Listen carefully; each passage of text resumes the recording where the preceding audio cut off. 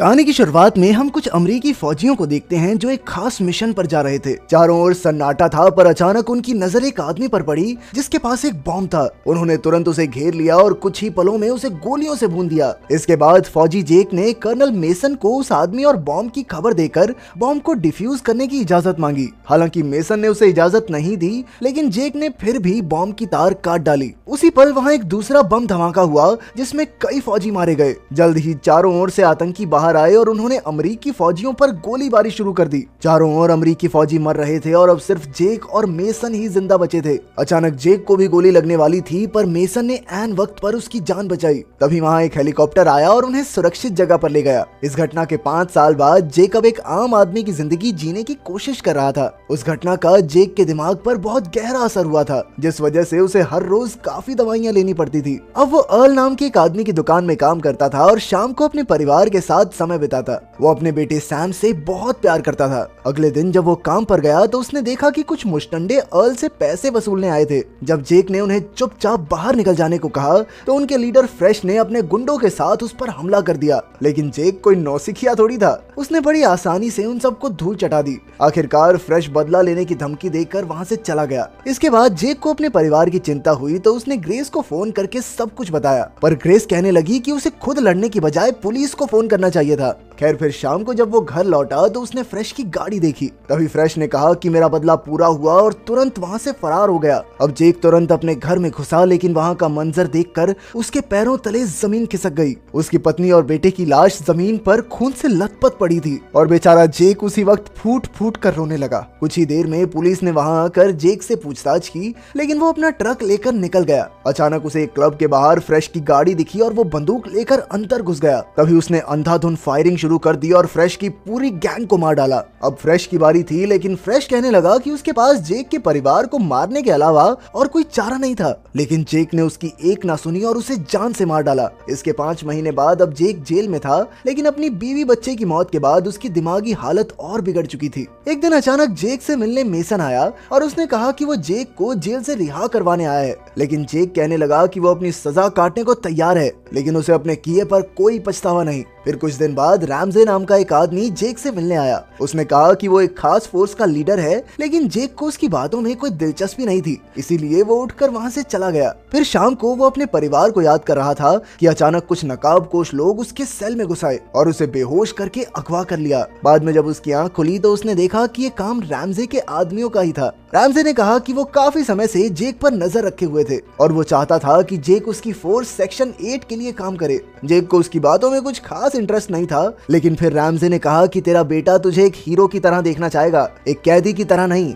उसकी ये बात सुनकर जेक उसके साथ काम करने को राजी हो गया। इसके बाद रैमजे ने जेक को एक नया बैंक अकाउंट, घर, गाड़ी और एक झूठी कहानी दी, क्योंकि बाकी दुनिया के हिसाब से वो अब मर चुका था। फिर रैमजे वहाँ से चला गया और बाकी टीम ने जेक की परीक्षा ली। एजैक्स ने उसे धक्का देकर उस पर हमला करने की कोशिश की तो जैक ने भी डटकर उसका सामना किया और आखिरकार वो एजैक्स को एक पेन से हमला करके मारने ही वाला था कि अचानक उसके सामने उसके परिवार की झलक आ गई और वो वहीं रुक गया। कुछ समय बाद जेक और म्यूलर अपने पहले मिशन के लिए निकले। उनका मिशन था कैस्टिलो नाम के एक आदमी को मारना जो हथियार बेचने का गैर कानूनी काम करता था। अब वो काफी खतरनाक हथियार रशियंस को बेचने वाला था, लेकिन उन्हें इससे पहले ही कैस्टिलो और उसके आदमियों को मारना होगा। शाम को वो दोनों मेक्सिको पहुंचे, जहां कैस्टिलो अपने अड्डे पर रशियन माफिया से डील करने वाला था। उनके आते ही जेक ने चुपके से एक गार्ड को मार डाला, लेकिन इस आवाज से दोनों गैंग्स को लगा कि सामने वाले उन पर हमला करने वाले हैं। जल्द ही बात बहसबाजी से बढ़कर गोलीबारी तक आ गई। अचानक वहाँ एक गाड़ी में धमाका हुआ और दोनों गैंग्स के लगभग सारे गुंडे मारे गए।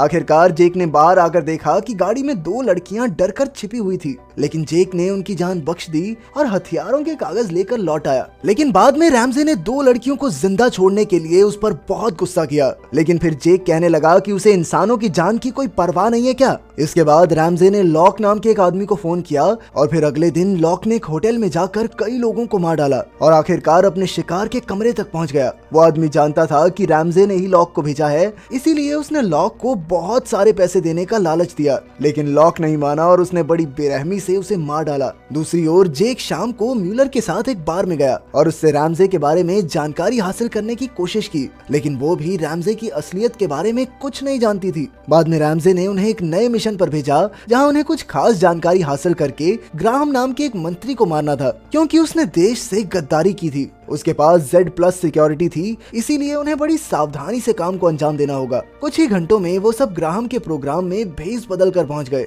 म्यूलर ने छिपकर काफी गार्ड्स को मार डाला, लेकिन जल्द ही सिक्योरिटी को इसकी खबर लग गई और वो ग्राहम को एक वैन में ले गए। उधर म्यूलर ने ग्राहम के कंप्यूटर से खुफिया जानकारी हासिल की और इधर जेक ग्राहम के पीछे भागा, लेकिन वो वैन बहुत तेजी से निकल गई। वो किसी तरह शॉर्टकट लेकर पहाड़ी से छलांग लगाकर उनका रास्ता रोकने ऐन वक्त पर पहुंच गया। तभी एक गार्ड ने उस पर हमला किया, लेकिन जेक ने उसे मार डाला। अब वो ग्राहम का काम तमाम करने ही वाला था कि अचानक ग्राहम ने अपनी जान की भीख मांगते हुए कहा कि मेरे मरने के बाद मेरे परिवार का क्या होगा। ये सुनकर जेक को अपने परिवार की याद आ गई और उसने भावुक होकर ग्राहम की जान बख्श दी। लेकिन जल्द ही रैमजे की टीम वहां आ गई और एजैक्स ने ग्राहम को मारकर मिशन पूरा किया। रात के समय जेक को बहुत पछतावा हुआ और वो अपने बेटे की तस्वीर देखकर रोने लगा, पर अचानक उसे एहसास हुआ कि कुछ नकाबपोश लोग उसके घर के बाहर हैं, इसीलिए वो तुरंत छिप गया। उन लोगों ने जेक को पूरे घर में ढूंढा, लेकिन तब तक वो पीछे के दरवाजे से निकल चुका था। फिर अगले दिन जेक मेसन से मिलने गया और उसे पूरी कहानी बताई। मेसन ने कहा कि असली सेक्शन 8 तो कई साल पहले ही बंद हो गई थी और अब तो इसमें नौकरी से निकाले गए फौजी, CIA और FBI एजेंट्स काम करते हैं। ये लोग चारों ओर फैले हुए थे और अब जेक ने उनका काम पूरा न करके उनसे दुश्मनी मोल ले ली थी। बाद में जेक अपने शहर लौट आया और रैमजे ने उसे समझौते के लिए फोन किया, लेकिन जेक ने दोबारा उसके लिए काम करने से साफ इनकार कर दिया। इसके बाद रैमजे ने गुस्से में लॉक को फोन करके उसे जेक को मारने का मिशन दे दिया। खैर बाद में जेक की मुलाकात अपने बेटे के एक दोस्त से हुई और उसने बताया कि जेक की पत्नी और बेटे को मारने से पहले फ्रेश काले सूट पहने हुए कुछ एजेंट्स जैसे लोगों से मिला था, पर तभी अचानक लॉक ने वहां आकर उस पर गोली चला दी और जेक बच्चे को दुकान में धक्का देकर वहां से भाग निकला। रास्ते में लॉक ने कई आम लोगों और पुलिस वालों को भी मार डाला और आखिरकार पुलिस की गाड़ी चुरा कर जेक का पीछा करने लगा, लेकिन जेक किसी तरह बचकर निकल ही गया। असल में वो अर्ल के यहाँ छिपा हुआ था, पर रैमजे की टीम को न जाने कैसे उसका पता लग गया। एलाइस जेक को गोली मारने ही वाला था कि अर्ल ने ऐन वक्त पर उसे मार डाला।